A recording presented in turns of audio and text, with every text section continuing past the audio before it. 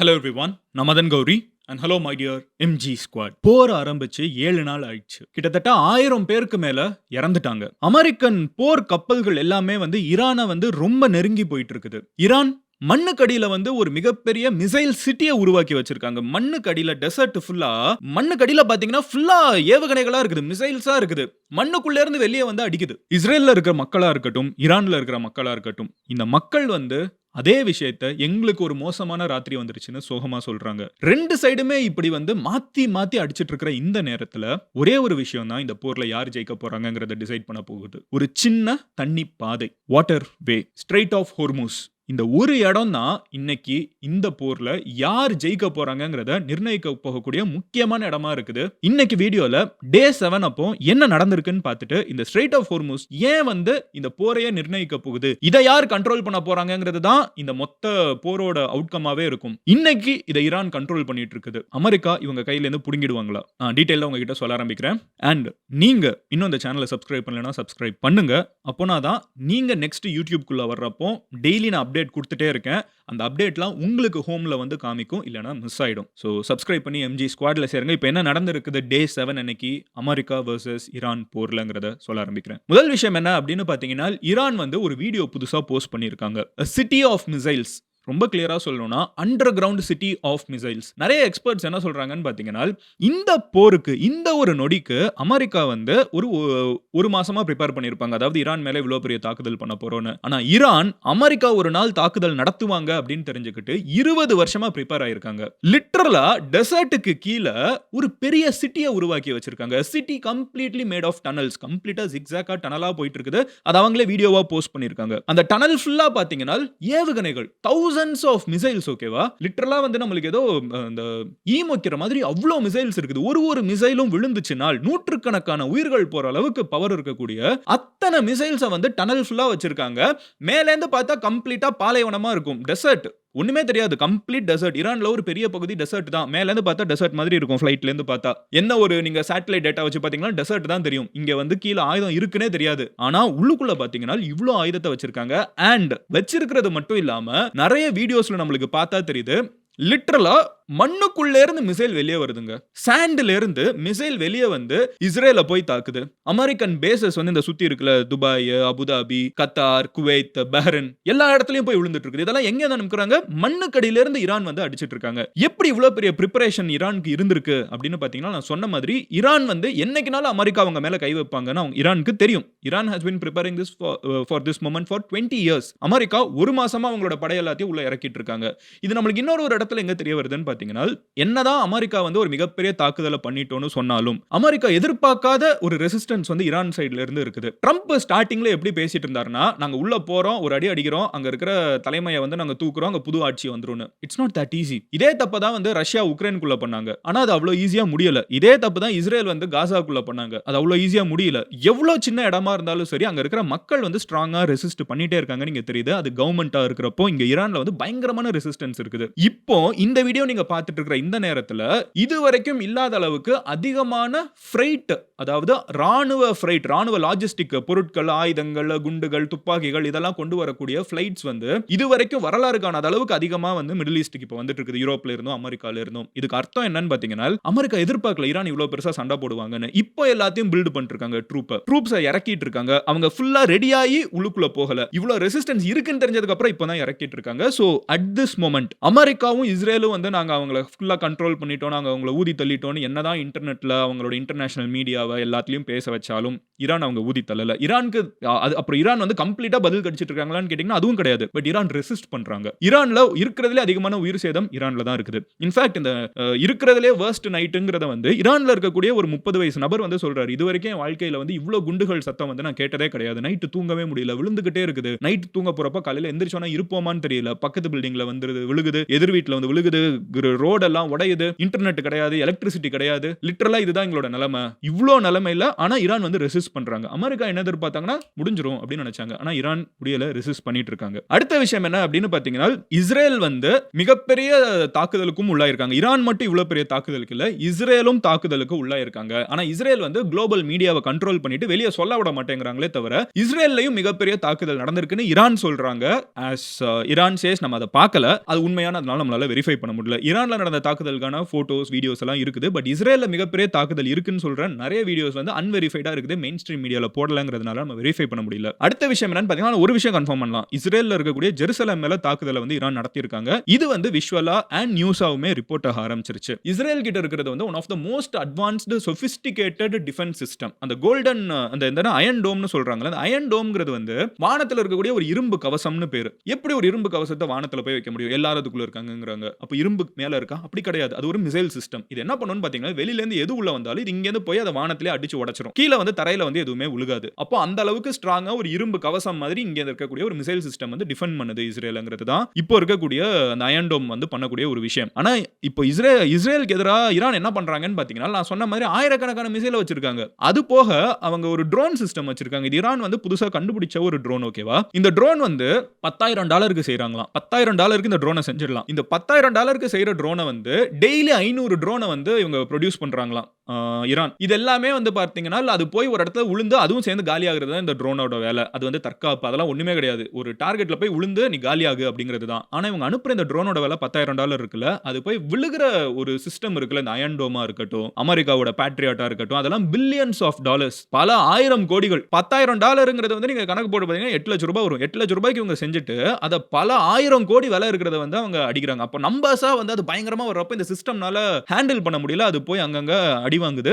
So Iran என்ன சொல்றாங்கன்னா, நாங்க இந்த மாதிரி அயன் டோமை வந்து ஓவர்வெல்ம் பண்றோம். எங்க கிட்ட டெக்னாலஜி அந்த அளவுக்கு இல்லாம இருக்கலாம். பட் எங்க கிட்ட நம்பர்ஸா நிறைய இருக்குது. அதை வச்சு நாங்க அதை ஓவர்வெல்ம் பண்றோம். அது வந்து குழம்பி போகிற அளவுக்கு அதை கன்ஃபியூஸ் பண்றோம். அதன் மூலியமா ஜெருசலம்ல அடிச்சிருக்கோம், டெல் அவிவ் அவங்களோட கேபிட்டல் அடிச்சிருக்கோம் அப்படின்னு சொல்லிட்டு ஈரான் வந்து கிளைம்ஸ் வைக்கிறாங்க. இஸ்ரேலோட கிளைம்ஸ் வந்து ஈரானை வந்து நாங்க அப்படியே கம்ப்ளீட் சுப்பீரியாரிட்டி ஓவர் ஏர், அமெரிக்காவும் அதான் சொல்றாங்க, நாங்க கம்ப்ளீட் சுப்பீரியாரிட்டி ஓவர் ஏர் அப்படின்னு. ஆனா அப்படி இருந்துச்சுனால் இவ்வளவு பெரிய தாக்குதலை ஈரான் பண்ண முடிஞ்சிருக்க கூடாது. ஆனா ஈரான் பண்றாங்கன்னா இஸ்ரேலும் அமெரிக்காவும் அது எய்ம் பண்றாங்கன்னு தெரியுது. பட் அது இன்னும் நடக்கலன்னு புரிஞ்சுக்க முடியுது. அடுத்த விஷயம் என்னன்னு பாத்தீங்கன்னா, ஈரான் வந்து ஒரு விஷயத்தை சொல்லியிருக்காங்க. அமெரிக்கன் சோல்ஜர்ஸ் வந்து இங்க இன்க்ரீஸ் ஆயிட்டே போயிட்டு இருக்காங்க. சுத்தி மிடில் ஈஸ்ட் ஃபுல்லா எல்லா அமெரிக்கன் சோல்ஜர்ஸையும் வந்து இப்போ மிடில் ஈஸ்ட்ல இருக்கக்கூடிய பேசஸ்ல எல்லாம் இறக்கிட்டு இருக்காங்க. ஃளைட் கேரிங் ஷிப் எல்லாத்தையும் குள்ள நெருக்கிட்டே வராங்க. ஈரான் என்ன சொல்றாங்கன்னா, இங்க உங்களோட ஆட்கள் இருக்கிற வரைக்கும் அவங்க எல்லாம் தாக்கப்படுவாங்க. இங்க அவங்களை கொண்டு போங்க அப்படின்னு சொல்றாங்க. அமெரிக்கா என்ன சொல்றாங்கன்னா, ஏன் ஆள் மேல கை வச்சேன்னா நீ நினைச்சு கூட பார்க்க முடியாத அளவுக்கு இன்னும் பயங்கரமா அடிப்போம் அப்படிங்கிறாங்க. சோ அமெரிக்காவோட ஆன்சர் இப்படி இருக்குது. ஈரான் என்ன சொல்றாங்க, நீ அங்க கொண்டு போ, நீங்க வச்சேன்னா நான் அடிப்பேன். ஏன்னா நீ என் தலைவனை எடுத்துட்ட, நீ என் நாட்டை அழிச்சிட்டு இருக்க, நான் பதிலுக்கு ஒன்னு அடிப்பேங்கிறாங்க. அமெரிக்கா என்ன சொல்றாங்க, நீ தொட்ட, நீ பதிலுக்கு அடிச்சேன்னா நான் உன்னை இன்னும் பதிலுக்கு ஸ்ட்ராங்கா அடிப்பேன் அப்படின்னு சொல்றாங்க. இதுதான் இங்க ரெண்டு பேருக்கும் போயிட்டு இருக்கிற ரெட்டாரிக். அடுத்த விஷயம் என்ன அப்படின்னு பாத்தீங்கன்னா, ஒரு முக்கியமான ஒரு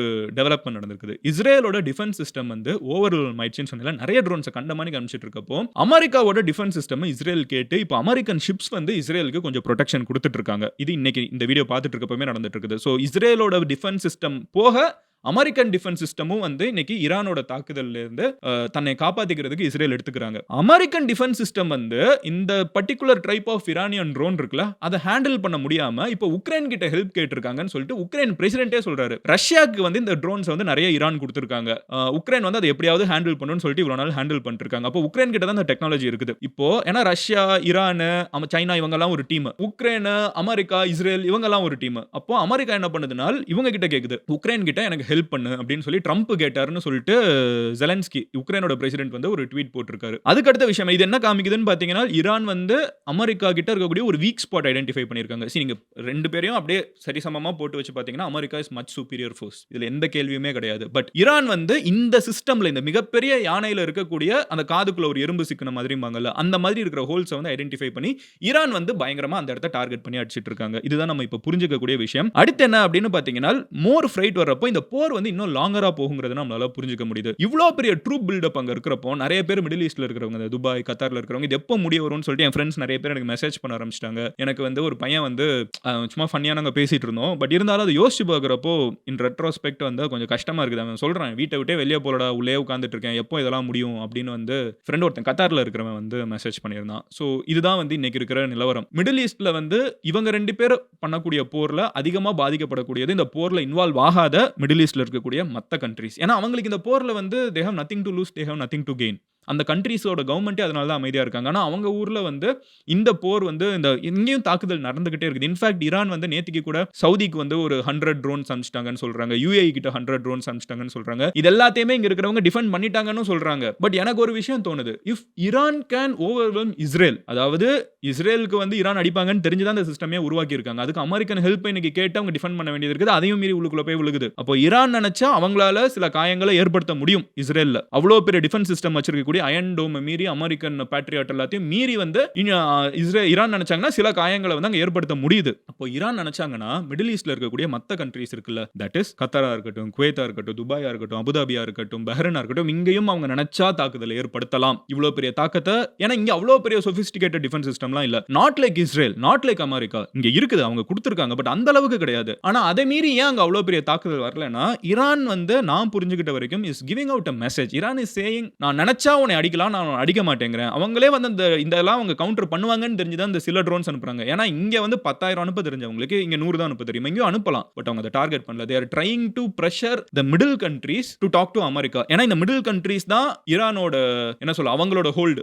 இவங்க கிட்ட பேசி நீ அமெரிக்கா கிட்ட பேசி இதை ஸ்டாப் பண்ணுன்னு சொல்ல வராங்கிறது தான் நான் புரிஞ்சுக்கக்கூடிய ஒரு விஷயம். ஏன்னா இப்போ இந்த நியூஸ் நீங்க திறந்து பார்த்தீங்கன்னா ஒவ்வொருத்தங்க ஒவ்வொன்று சொல்லுவாங்க, 1000 பேர் 1000 விஷயம் சொல்லுவாங்க. அதுல இருந்து நான் புரிஞ்சுக்கக்கூடிய விஷயங்களை தான் நான் உங்ககிட்ட பாஸ் பண்றேன். these are my opinion and my observations. அதுல நான் லாஸ்டா சொல்லக்கூடிய ஒரு விஷயம் என்னன்னு பாத்தீங்கன்னா, Claude AI வந்து இன்னைக்கு நிறைய விஷயத்துல ஹெல்ப் பண்ணிருக்குது. இன்ஃபேக்ட் இந்த கண்டென்ட்டோட ப்ரிப்பரேஷனுக்கு கூட எனக்கு ஹெல்ப் பண்ணியிருக்குது. அதே மாதிரி வந்து இந்த வீடியோட எடிட்டிங்க்கு ஹெல்ப் பண்ணி, இந்த தம்ப்நெயில்ல ஹெல்ப் பண்ணி, இந்த மாதிரி எல்லா இடத்துலயுமே ஏஐயோட ஹெல்ப் வந்து இன்னைக்கு நிறைய விஷயங்கள ப்ரொடக்டிவா இருக்குது. இந்த வீடியோ வந்து நீங்க பார்த்துட்டு இருக்கிற அதே போன்ல நீங்க ஏஐ வச்சிருப்பீங்க, உங்க வீட்ல ஏதோ ஒன்று ஏஐ இருக்கும். இவ்ளோ ஏஐ நம்ம பாசிட்டிவா யூஸ் பண்ணிட்டு இருக்கிற இந்த டயத்துல போருக்கு அமெரிக்கா ஏஐ யூஸ் பண்ண ஆரம்பிச்சிருக்காங்க. And that's a very very ஒரு நம்மளுக்கு அன்சார்ட்டட் டெரிட்டரி மங்கள இது வரைக்கும் நம்மளுக்கு தெரியாத ஒரு இடம். ஏன்னா அமெரிக்கா வந்து ஏஐ யூஸ் பண்ண ஆரம்பிக்கிறப்ப என்ன நடக்குதுன்னு பாருங்க. 12 மணி நேரத்துல ஆல்மோஸ்ட் 1000 மிசைல்ஸ் ஏஐ வந்து அடிச்சிருக்குது. தட் இஸ் ஒரு கம்ப்யூட்டர், மனுஷன் கிடையாது. ஒரு மனுஷன் வந்து ஒரு இடத்த டெசிஷன் எடுக்கலாமா வேணாமான்னு யோசிக்கலாம். இது ஒரு ஸ்கூலா இல்லையான்னு யோசிக்கலாம். அங்கே குழந்தைங்க இருப்பாங்களா இல்லையான்னு யோசிக்கலாம்.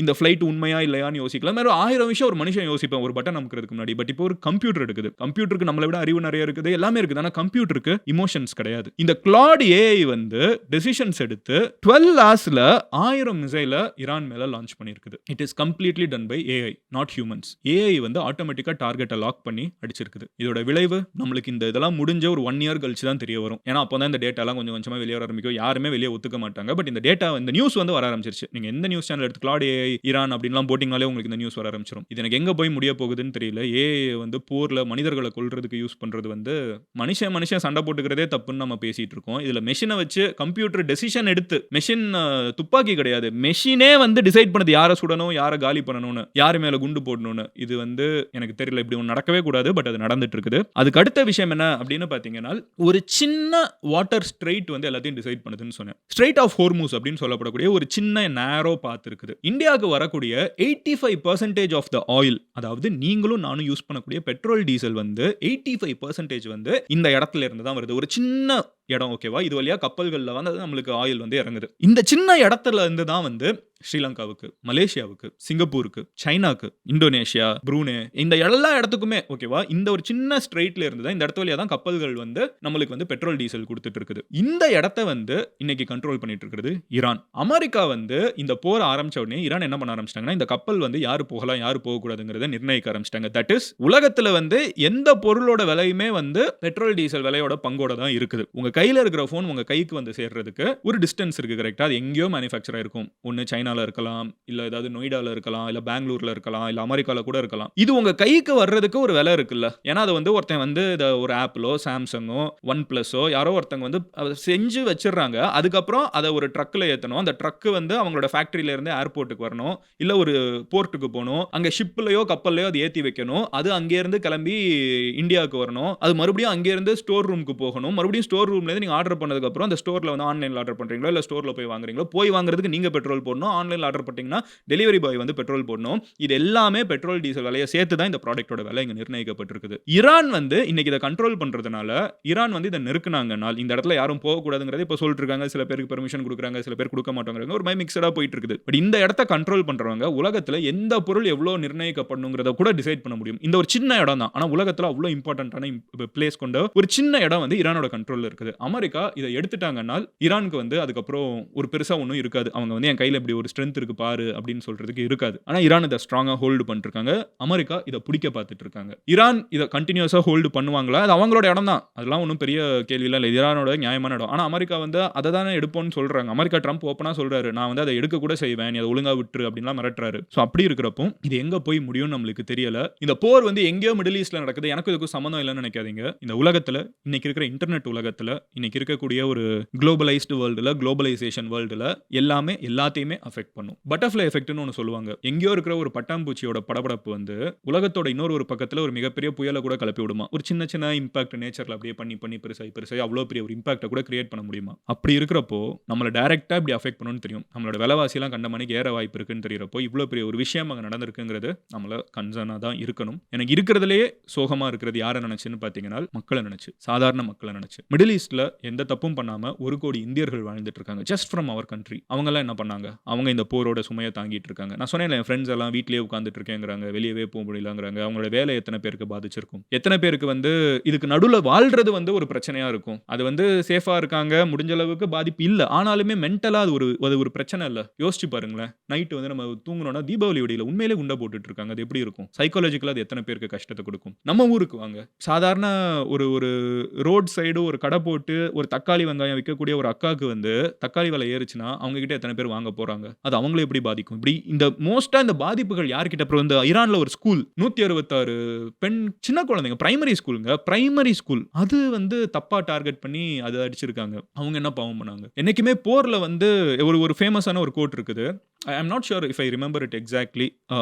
நான் தோராயமா ஒன்று சொல்றேன், அப்ராக்ஸா ஒன்று சொல்றேன். போருங்கிறது வந்து இந்த வயசானவங்க ஏசி ரூம்ல உட்காந்துக்கிட்டு எடுக்கக்கூடிய டெசிஷன்ஸ்னால சின்ன பசங்க கிரவுண்ட்ல இறங்கி இறந்து போறது அப்படின்னு சொல்லுவாங்க. ஆனா இன்னைக்கு சின்ன பசங்க கிரவுண்ட்ல இறங்குறது கிடையாது. இது ஏஐ போரா இருக்குது. மெஷின்ஸ் அடிக்குது, வானத்துல இருந்து குண்டு போடுறாங்க. நேர்ல 2 பேர் சண்டையே போட்டுக்கிறது இல்ல, வானத்துல இருந்து குண்டு, மெஷின் வச்சு அடி. இப்படி இருக்கிற இந்த டயத்துல இறந்து போறது யாருன்னு பாத்தீங்கன்னா பொதுமக்கள். சோல்ஜர்ஸை விட பொதுமக்கள் அதிகமா இறந்து போயிட்டு இருக்கிற இந்த ஒரு காலகட்டத்தில் இருக்கும்ல, அவன் ஈரானியனா இருந்தா என்ன, இஸ்ரேலியா இருந்தா என்ன, அமெரிக்கனா இருந்தா என்ன, இந்தியனா இருந்தா என்ன, இந்த மக்கள் என்ன பண்ணாங்க? அதுதான் என்ன இருக்கிறதுலே கஷ்டத்துக்குள்ள தள்ளுது. யோசிச்சு பார்க்குறப்போ இட்ஸ் வெரி டிப்ரெசிங். 2026ல வேர்ல்டு எவ்வளோ பியூட்டிஃபுல்லா இருக்கணும், டெக்னாலஜி இவ்வளோ வந்துருச்சு, எவ்வளோ முன்னேறி போகணும், இன்னமும் இப்படி சண்டை போட்டுட்டு இருக்கோமேன்னு யோசிக்கிறதுக்கு எனக்கு இந்த 1940s 1930s அந்த உலக போர்லாம் யோசிக்கும். அதெல்லாம் பார்க்குறப்போ ஒரு மாதிரி தெனாவட்டா இருக்கும். இப்படி இவ்வளோ மோசமா இருந்திருக்கீங்க பாருங்கடா, நாங்களாம் எவ்வளோ பெட்டர் அப்படின்னு சொல்லிட்டு நான் ஸ்கூல்ல இருக்கிறப்ப அதெல்லாம் படிக்கிறப்போ யோசிச்சது எனக்கு ஞாபகம் இருக்குது. இப்போ நம்மளை பார்த்தா அவங்க மெஷினை வச்சு இத்தனை பேரை பண்ணலையே. ஆட்டோமேட்டிக்கா ஒரு மெஷின் கிட்ட வந்து டெசிஷன் கொடுத்து இப்படி பண்ணுன்னு சொல்லலையே. நம்ம அதை விட மோசமா போயிட்டு இருக்குமாங்கிற கேள்வி தான் எனக்கு இருக்குது. But anyway,